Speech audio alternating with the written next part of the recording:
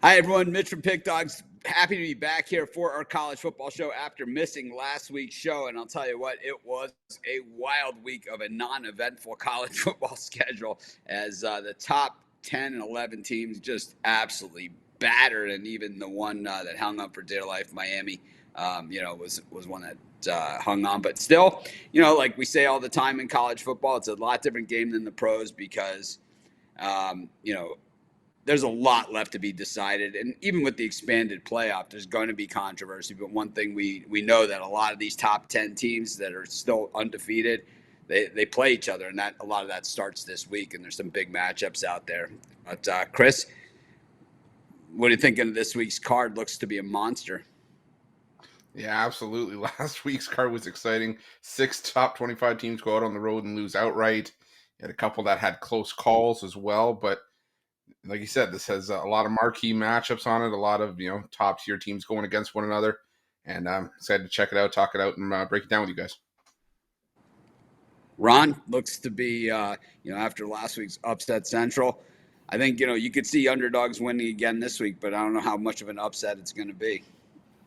Yeah, I mean, this card to me has everything you want in college football. I mean, we got the weeknight games, of course, starting with the Tuesday game, and then we've also got some big time rivalries like the Red River rivalry. We got the new Big Ten matchup with Ohio State and Oregon. So I'm really excited to talk about these games this week. Well, let's get right into it. We've got go to the Big 12, where two new members of the Big 12 go at it as the Arizona State Sun Devils, a little bit improved against Utah, who might not be the team that we thought they were going to be. Chris, what are you thinking here? Yeah, I'm still looking at Arizona State with the points in this one. I know that Utah, we're still waiting to figure out if Cam Rising is going to play or not play. We've been playing this game of chicken every game this season, but I still think that Arizona State's got a lot going for them defensively. They're just outside the top 25 in total defense, top 20 in yards per play. They can stop the run fairly well. And there's just nothing about this Utah offense for me that says they should be laying close to a touchdown on the road. I think that Utah could still win this game away from Rice Eccles, but I think this one's a 3-4 point game. I think Arizona State shows up in this one and at least gives himself a game. So I'm going to take the Sun Devils in the points. Ron? Yeah, for me, I like the under in this one. It's a pretty low total already at 45, 44 and a half, but I still see value. I like really both of these defenses. I mean, both excellent against the run. Utah holding teams at 3.6 yards per carry. Arizona State even better holding teams at 3 yards a carry. And Utah's offensive line hasn't really held up the best the last couple of weeks. I could see some sacks and TFLs by the Sun Devils defense, and I like the under. Right when you walk away, like. Anyways, I'm on Arizona State in this one as well. I think this is a toss-up type game, and I think Arizona State at home just seems to me to be the better value in this one. I think that getting points with the home dog in a night game like this, in a conference game, just seems to be a little too good to pass up. I think the game itself is a low-scoring game, so I think these points are going to be very, very valuable. So getting nearly a touchdown with the Sun Devils, that's where I'm going to be at as well. Next up, we head to Wake, where the Wake Forest Demon Deacons, seems like we haven't seen a lot of them this season, up against the Clemson Tigers, one of the hottest teams in the country. Clemson blown out in the second half in week one after really playing Georgia toe-to-toe in the first half. But since then, they have been an absolute wrecking ball, re-entering the top 10 this week. Chris?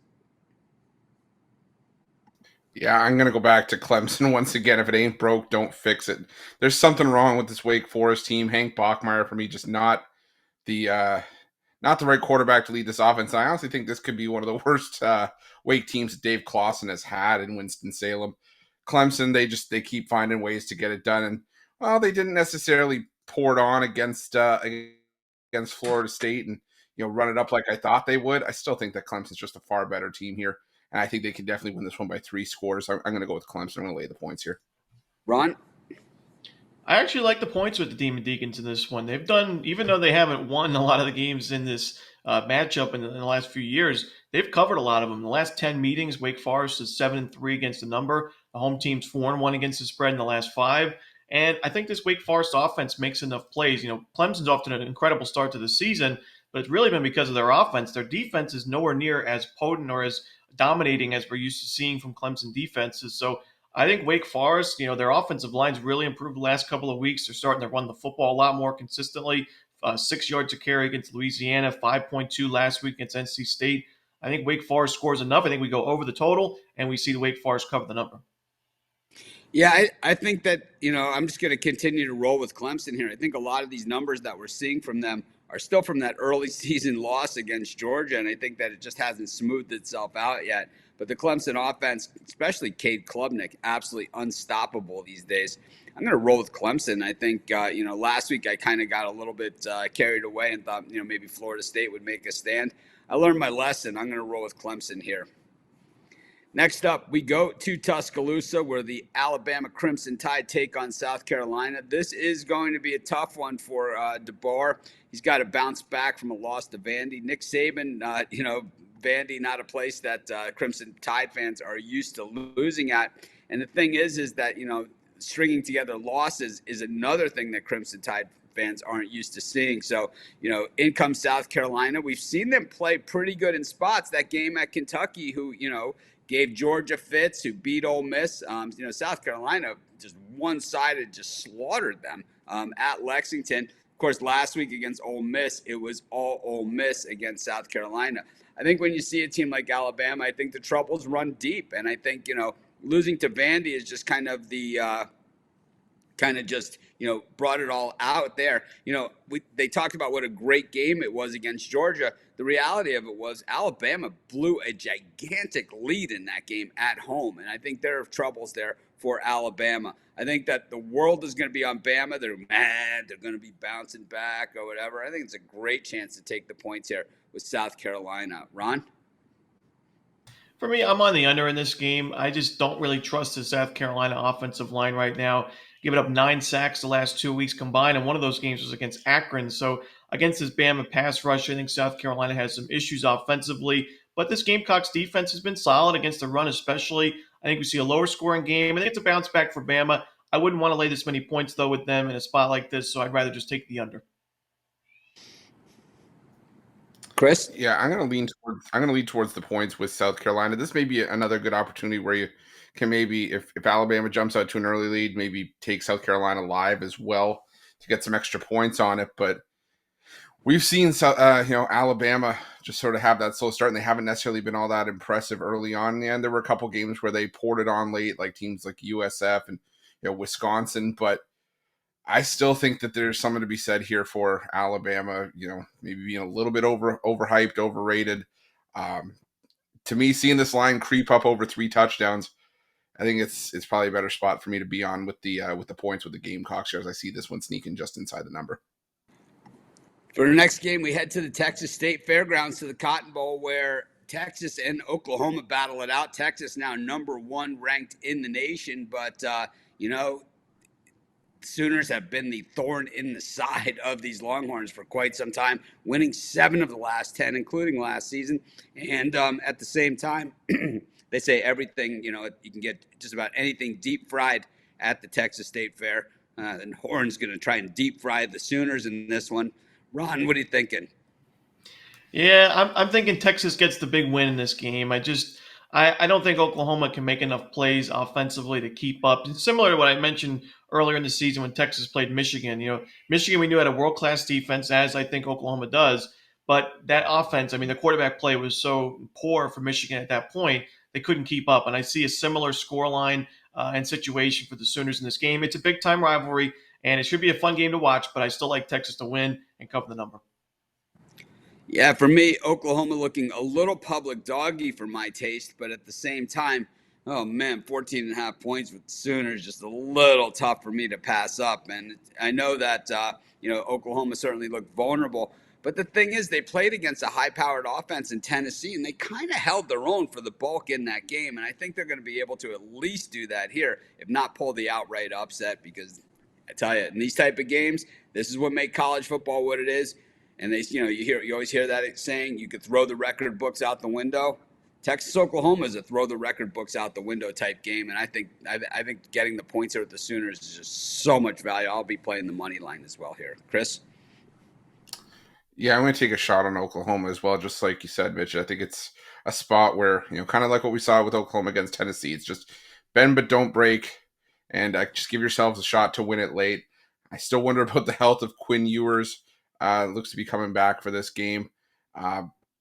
Oklahoma's offense has not looked great by any stretch, but like you said, these are just games where you can kind of throw the record books out the window. They just want to show up and play. And this is still a bit of a tough stretch for Texas with Georgia on deck after this. So this is going to be rough for Texas. This is going to be a bit of a gut check, but I think Oklahoma can keep it within the number here, especially now it's up over 2 touchdowns.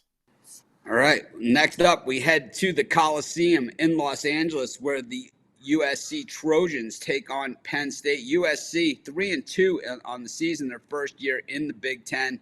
Meanwhile, Penn State comes into this one perfect 5-0, but we haven't really seen Penn State get the engine revved up. And last week, a giant favorite not covering against UCLA, and of course they didn't announce that Singleton was going to be out until right before the game in that one. So kind of a little bit underhanded there by James Franklin, who, remember, he turned down the USC job prior to Lincoln Riley taking it. So this should be an interesting matchup. Chris, what are you thinking?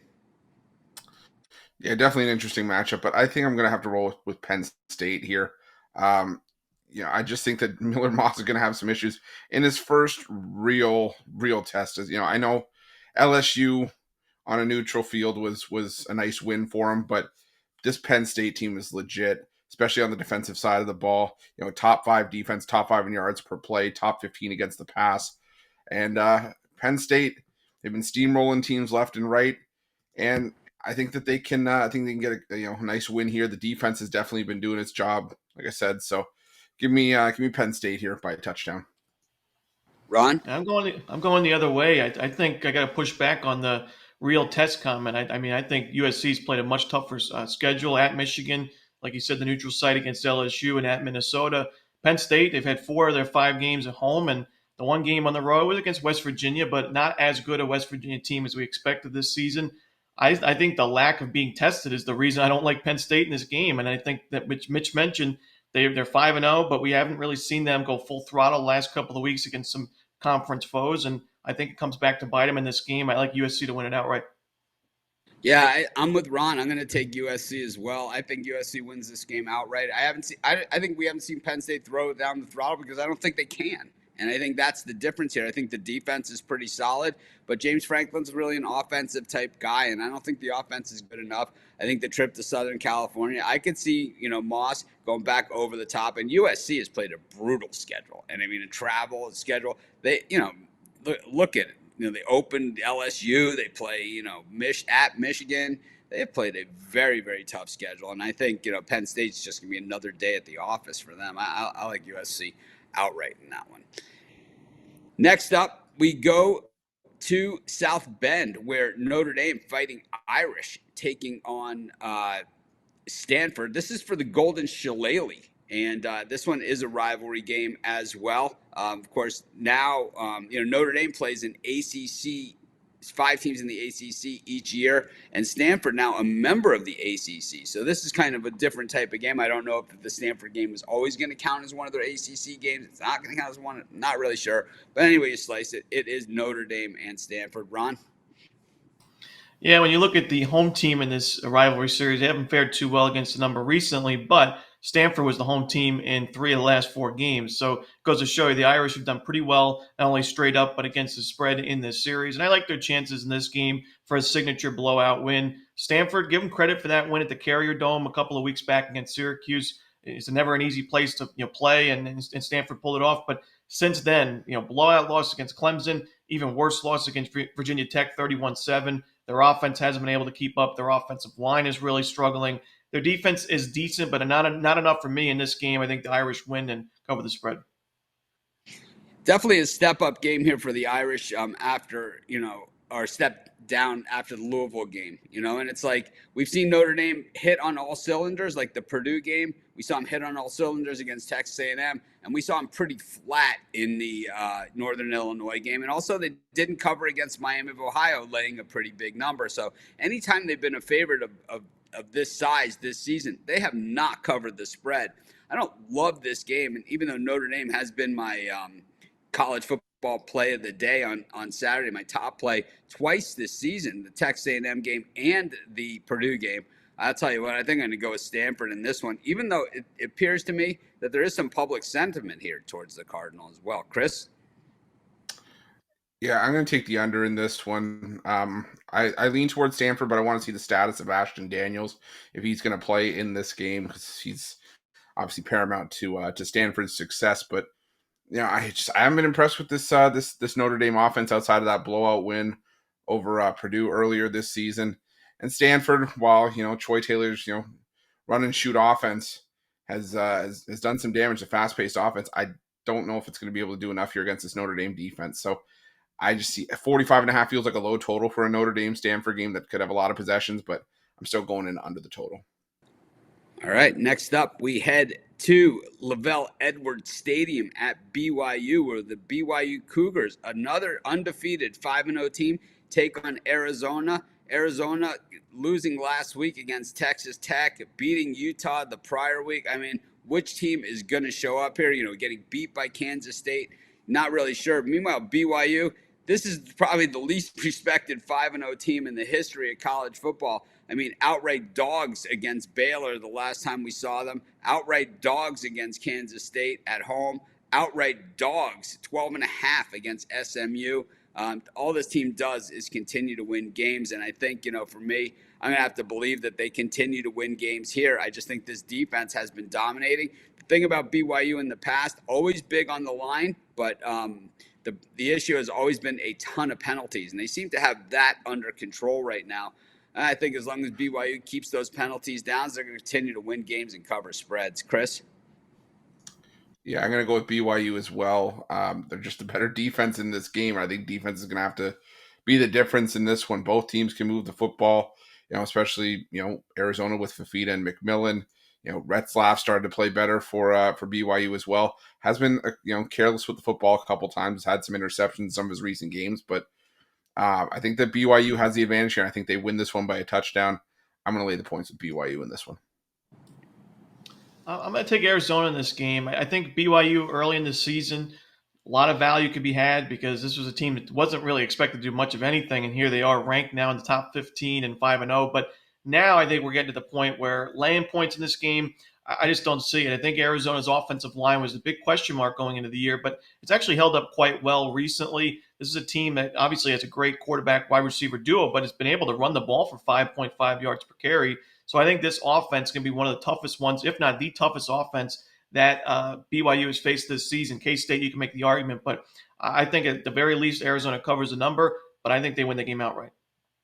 All right, next game, we head to SEC country where Georgia takes on Mississippi State. Really not the best Mississippi State team that we've seen, but these guys have played a loaded schedule as well. Meanwhile, Georgia has played a loaded schedule, and here they are at home. We haven't seen the Georgia offense really explode this season, but, losing Colby Young now, this is going to be a little bit of a problem. Colby Young, of course, the Miami transfer, which, I'm a Canes fan, and I thought losing Colby Young was a big deal. Well, now I guess it wouldn't be as big of a deal. But, man, it's just got to be a hit. When the big-time programs get into any kind of trouble, just the ship becomes a little bit unsettled, especially when you have a coach like Kirby Smart in there. Ron, what do you think? Yeah, I do think it's a tough loss there, but he's still fourth on the team in receptions and in terms of receiving yards as well. So I think the next man up here for Georgia's offense in a game, this is still a lopsided mismatch in favor of the Bulldogs, a team that's only a couple weeks removed from that tough loss at Alabama. I think we see a signature Georgia win and blowout win. Mississippi State, their offense has been there a few spots. Against Florida, they put up 28 points, but I think their defense is the weakest in the SEC and one of the weakest in, honestly, FBS football this year, and their offense not good enough to keep up with Georgia for 4 quarters. Yeah, normally we look at the SEC and, you automatically circle Vandy as the worst team, but I think this year it could be Mississippi State, who could be actually worse than Vandy, and I think they are worse than Vandy. I don't think they could be. I think they absolutely are, and I think that there's going to be some bad games. The thing about Georgia is we haven't really seen them turn it on either, a lot like Penn State. And I think that, we're expecting big things out of the Bulldogs. And the only time when we've really seen them look absolutely crushing dominant was that second half against Clemson. Mississippi State held up last week against Texas. I think that's probably going to bring in a little bit much support. I lost on Georgia last week, laying a big number against Auburn. I might lose against them again here. They have not covered the last 4 weeks. I'm going to take Georgia again. Maybe I'm a sucker. Chris? I'm going to lean towards Mississippi State for a side, but I think the under is the better play here for the side. I mean, Georgia's 2-8 against the number going back to the start of last year as a 20-plus point favorite. So when they're laying these huge numbers, they've had a hard time covering them, but there's still blowout potential there with Georgia, which is why my stronger play is the under. I think they suffocate Mississippi State here defensively. And, even if it is a blowout, I could see something like 34-3, where we still fly in under the radar and under the total, with this total still set around 53.5. So give me the under with a lean towards Mississippi State. For our next game, we head to Knoxville, where Tennessee takes on Florida. This used to be one of the best rivalries out there in college football, and I think it will return to that prominence at some point. It's not going to be like, Tennessee on top like this forever and Florida this bad forever. I mean, Florida, the program that they have now is surprising. They get pick of the litter in the state of Florida as far as talent goes. But the thing is that, when I look at this series, it has been all Gators. I mean, all Gators.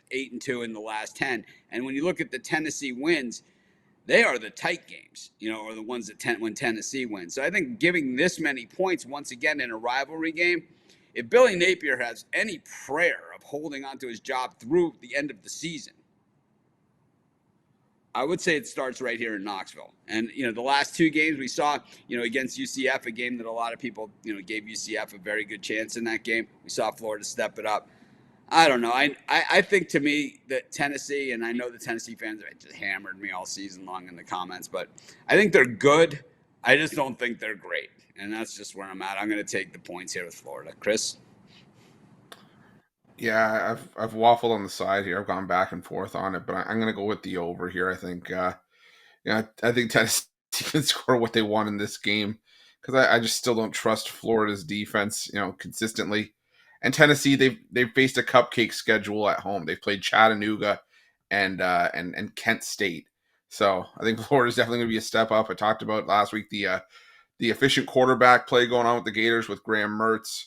He had another, great start, 19-23 last week against UCF. So I think this one's got a lot of scoring in it.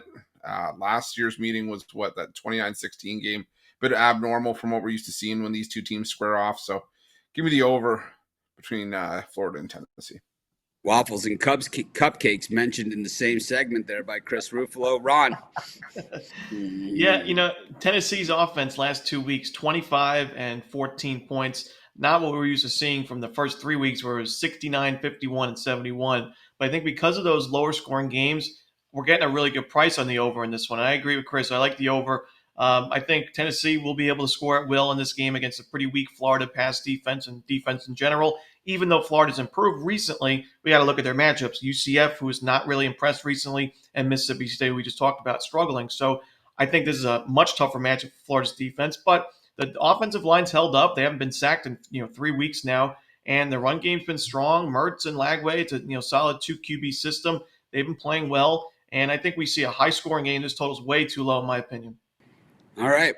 Next up, we go to Outson Stadium in Oregon, where the Oregon Ducks take on the Ohio State Buckeyes. Now a Big Ten matchup. These teams actually have played each other a few times in the last decade. It's not like they play every year, but they have played pretty recently. And that game was in Columbus at the Horseshoe, and it was the Ducks putting belt to ass on the Buckeyes in that game. The final score, Ohio State dressed it up a little bit, but Oregon basically ran circles around Ohio State in that game.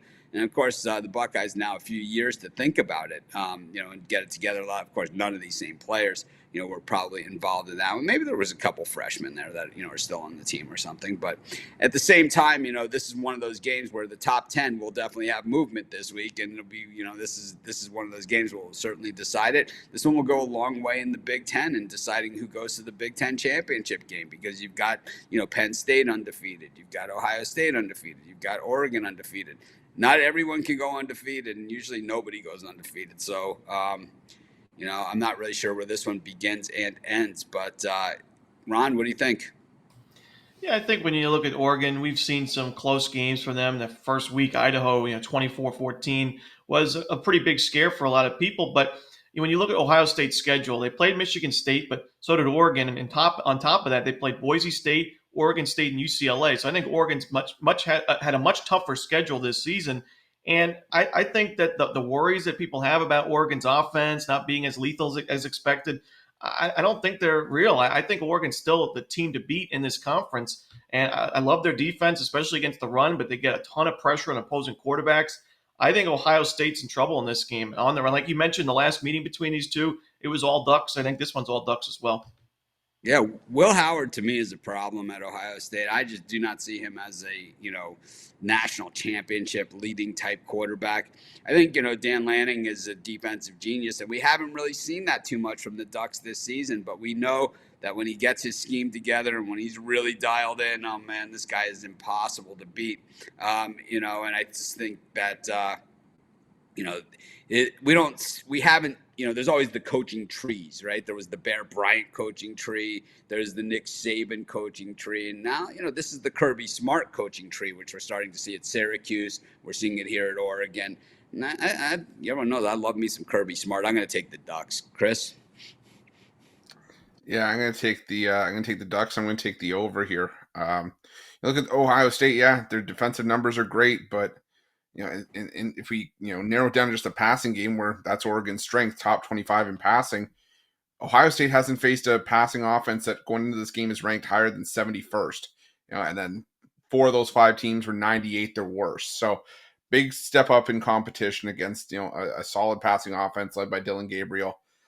Ohio State's going to get their points in this game. I think it's going to be back and forth. I think this game finishes closer to the 60s, but I think it's a field goal game, whichever way you have it going. Maybe 31-28 either way. So give me Oregon and the 3.5 points.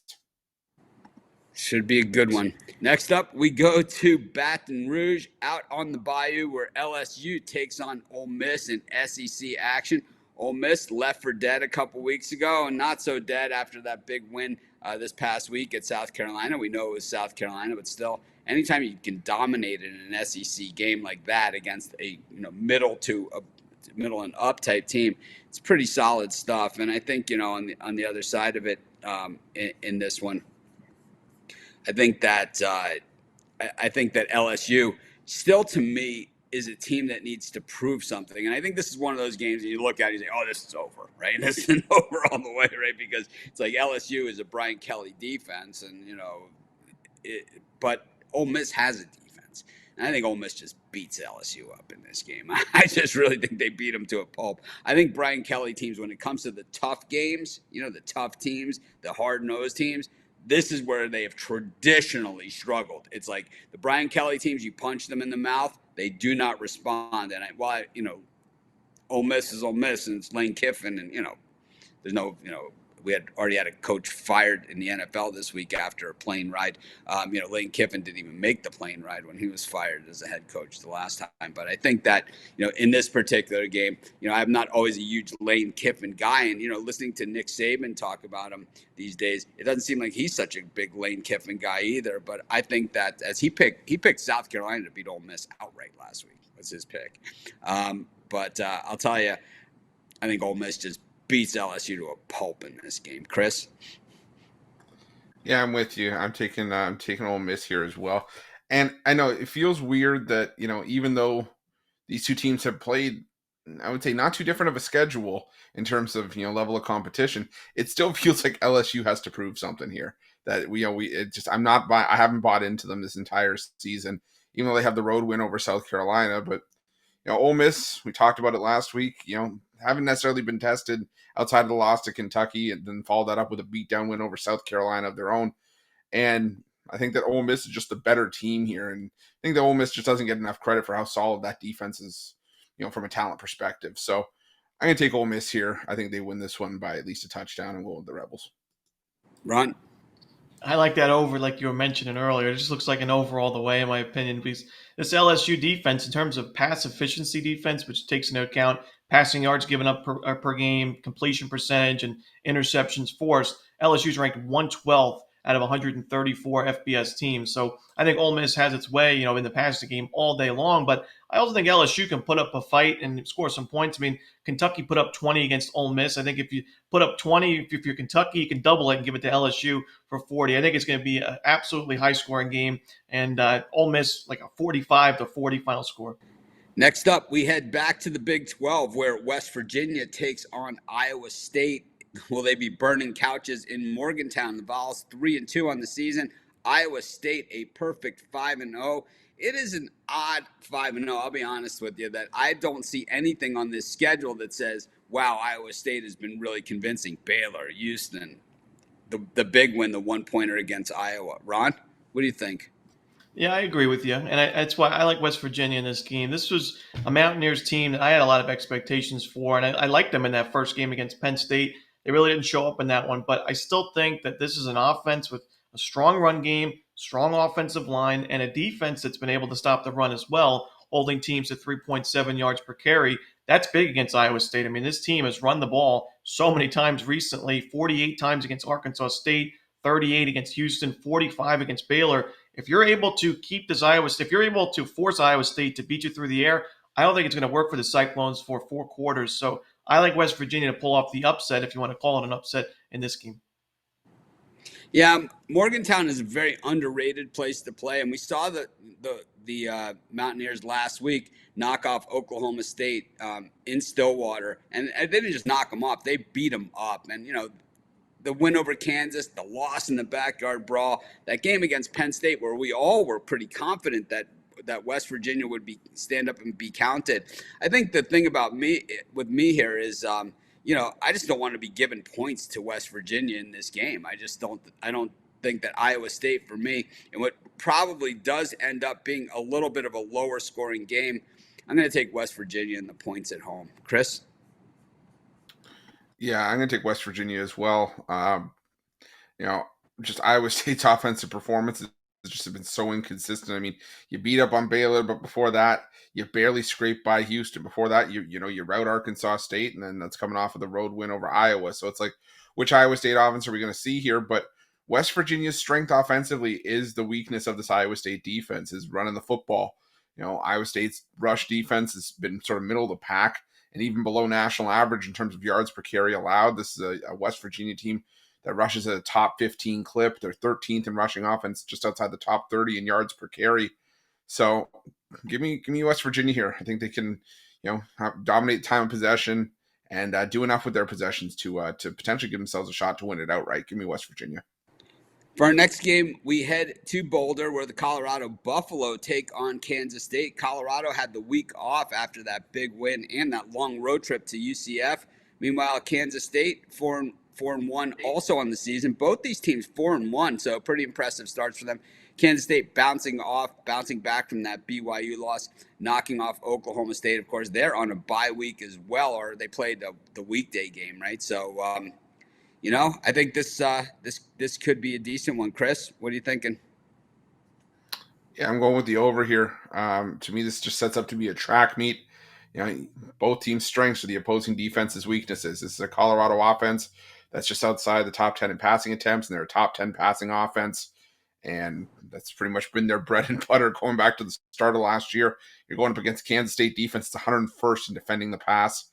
But Kansas State, they like to run the ball. They run the ball efficiently. They're second in yards per carry. And this Colorado rush defense, 86th nationally in rush defense, below national average in yards per carry allowed. I think this one's going to be a ton of possessions in this game, ton of points. I'm taking the over, 56.5. Ron? Yeah, this should be a great game, and I like the over as well. As far as a side, I like K-State in this one. You got to give credit to Colorado for the performances they've had recently, the comeback win against Baylor, the blowout win against UCF. In that game, though, against UCF, they still gave up quite a few yards, 461. It was the key plays. They had 5 sacks in that one, and they were +3 in the turnover battle that led them to victory. Can't take anything away from them in that win, but I think when you look at the fact that teams are running the ball about 40 times per game against Colorado, it goes to show you that the run defense is still a weakness for this team. And Kansas State, they run the ball about 35 times per game as well for 250 yards overall, 7 yards per carry. I mean, if the run game gets going for the Wildcats early, I just don't see how they ever get off the field without scoring a touchdown or at least a field goal. They should be able to score almost every drive. Their offensive line is very strong, and the defense may not be as strong, but I think Colorado, we've seen them been able to run the football a little bit more recently. In this game, I don't think so. The Wildcats have a great run defense, so it's going to be a one-dimensional offense. Can Shedeur Sanders make enough plays to keep up for 4 quarters? Maybe 3, but not 4. I got to go with K-State in this one. Yeah, I've been a big backer of Colorado since the last couple of years, and you're really hyping up Coach Prime and his coaching ability, just talking about just how he simply knows the X's, he simply knows the O's, and he knows how to put the X's and O's together. Surrounded just by a great bunch of kids, a real role model there in Shedeur Sanders, the way he treats the opposing players, and also, some of the lesser teammates there, trying to really elevate them from the ground up. And I just think, the thing is that Colorado, they don't rush the ball effectively, and they don't need to, because Shedeur is just so good and he can just guide them by himself. And of course, all he has to do is basically throw the ball into the middle of the field, and Travis Hunter can pretty much run it down from anywhere. And that's why Colorado's found that success. Of course, they're up here against Avery Johnson and a tough Kansas State team who really doesn't like to take no for an answer, and they will try and pound the rock. But we said that about UCF against Colorado too, that they were going to run it right down their throats, and that UCF was one of the top rushing teams in the nation. And I tell you what, Kansas State, a little bit different than UCF, a lot more bowl experience, and not some leftover quarterback, from that fizzled out at Arkansas, that came in as the highest rated player of all time, right, type guy. I think that, despite, Colorado being, just an absolute powerhouse, probably headed to the playoffs. And of course, Travis Hunter for Heisman. I'm going to roll with K-State here. Next up, we head to Hawaii, where the Rainbows say aloha, which means hello, to Boise State. I think that, Hawaii, we haven't seen a ton of them. They always play in these weird time slots. And Boise State, all they talk about is one-man show. Ron? Yep, it's the one-man show. This is one of the best ground games we've seen in college football in recent memory. I mean, they're running for 8.2 yards per carry. But Hawaii's run defense, I know it hasn't been against teams like Boise State, but the Bows, they've got a strong run defense, holding teams to under 4 yards per carry. And 3 of the last 4 weeks, they've held their opponents to under 100 rushing yards. That's not going to be the case in this game. Boise State's still going to be able to move the ball on the ground. But I think Hawaii getting way too many points in this game. We know it's a tough place to travel to, and the home team has done rather well in this series against the spread. So give me Hawaii plus the points. I think Boise State wins. Hawaii covers. Yeah, I think Hawaii, a lot of people don't see a lot of Hawaii, but, Dennis Thurman is pretty good defensive coordinator. I mean, this guy has NFL experience, and I like guys that have kind of been there and done that. And, Thurman is certainly one of those guys. And I would say that he's also he's the type of candidate that he could be, he's definitely a head coaching candidate type guy too. He has the resume, the pedigree, and all those things that go along with it. I think, with Boise, it's just, you guys know, the hype train is on one side. I'm always on the other side. And I think we have, a superlative player here for Boise. We have, a guy that you just don't see do that much, but he's not playing Utah State. He's not on the blue turf this week. And I think that, Hawaii figures out a way to at least slow Genty down.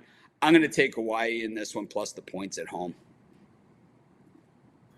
Yeah, I'm going to take one more over to close it out. I do lean towards Hawaii in the points, I think, especially if it gets up over 3 touchdowns. But to me, this is just, I think Cash and Genty just going to have another big day. And this Boise State offense has put up 45 plus in 4 of their 5 games this season. But Hawaii, they run that run and shoot with Timmy Chang. And I think they can put some points up against a Boise State team that's been susceptible defensively in spots. I mean, they gave up 37 and 45 against Oregon and Georgia Southern in their 2 road games. So I think that Hawaii can put up their fair share of points here as well. Historically, this has been a high-scoring matchup over the years. So Give me the over. Boise State and Hawaii would lean towards Hawaii in the points. All right. Well, that wraps up this week's show. We've got a real nice schedule for you next week. Reminds you a little bit of last week's, but there's also a lot more highlight games. Tennessee, Alabama, and of course, Georgia, Texas highlight next week's card. Also, next week, keep in mind that the midweek schedule picks up as instead of these one-off games, 2 games on Tuesday, 2 games on Wednesday, 2 games on Thursday, and then the 4-game Fridays, which I really like what college football has done in that direction. Chris, anything else I might have missed? Now, just that Conference USA is trying to dominate dominate the airwaves early in the week, but now, this, like you said, a few great matchups. We've got some great Big 12 football as well. I'm looking for that TCU Utah game at Rice Eccles to close out the card too. So I'm always excited for college football Saturday. Ron? Yeah, like Chris mentioned on the morning show last week, these are the final days without football till Easter Sunday. So we got football every day until next year's Christmas. But all kidding aside, it should be a nice week of college football. And after going over these games, I feel pretty good about them. Yeah, I mean, that Texas-Oklahoma game certainly going to have a bearing on next week's card and next week's show. But a lot of big games. Tennessee, Alabama, now with both those teams with 1 loss, it just magnifies that one. It is, I know it's SEC East against SEC West, so probably not as big if they're both on the same side. But, these are 2 teams thinking about winning the whole thing, too. So thanks, everyone, for joining us. Look forward to talking more college football with everyone next week.